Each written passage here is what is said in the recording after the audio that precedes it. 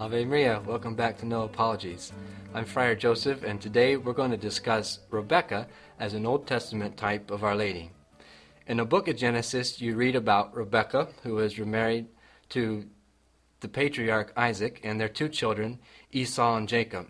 If you recall the story of Esau, who is the elder of the two sons, who comes in from the fields and sees Jacob cooking some food. And he's hungry, so he asks Jacob for some of his pottage, and Jacob tells him that, "I'll give you some of my food if you sell to me your birthright." And Esau agrees and sells Jacob his birthright for a bowl of pottage. Well, in chapter 27, you read about how Jacob not only had gained the birthright from his elder son, but he's also to gain his father's blessing. In chapter 27, we read how Isaac is old and he can no longer see, and he calls his eldest son Esau into the room and tells him, "Esau, go out into the fields and hunt some game. Come back and prepare the meal, and after I eat the meal, I'll give to you my solemn blessing." So Esau goes out into the field hunting. Now when Rebekah hears that Isaac had planned to give Esau his blessing, she goes to Jacob and tells him, "Quickly, go out into the field and get 2 kids from the sheep and bring them back. And I'll prepare the kids, and you go in with the meal to Isaac, and he'll give you his blessing rather than Esau." So Jacob does that. He goes, he gets the kids. Rebekah prepares the meal, and she also clothes Jacob with the garment that belonged to Esau, and she puts some of the sheepskin on his hands and on the back of his neck so that he would resemble Esau more. Jacob goes into Isaac with the food, and Isaac eats the meal. And after he had felt the skin on the back of his hands and his neck, and after he had smelt Esau's scent coming from his clothes, he was convinced that this was Esau.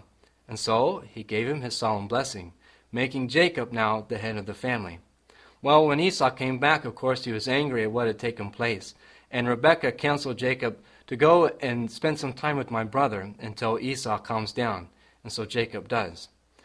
Now, in this story of Rebekah and Jacob, we can find 2 typologies which relate to Our Lady. The first is this, that just as Rebekah clothed Jacob and presented him to the Father in order to gain his blessings, so Our Lady clothed the second person of the Trinity with flesh and presented him to the Father in order for us to receive the blessing of our redemption.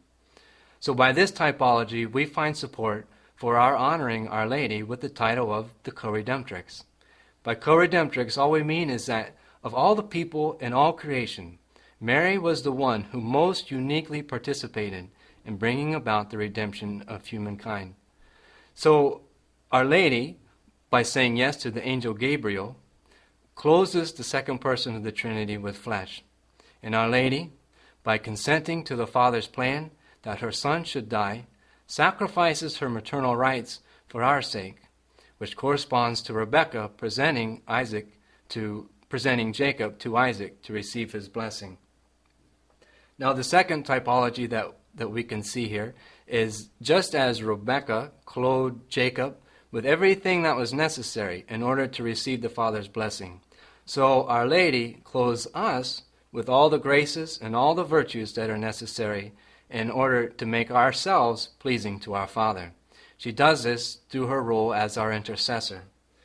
So by this typology, we find support first for the teaching that Our Lady is our spiritual mother, that she's looking out for her children and she's giving them all that's necessary in order to get them to their final end, which is heaven.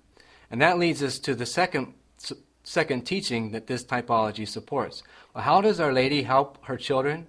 Well, she helps her children because our Lord has made her the mediatrix of all graces.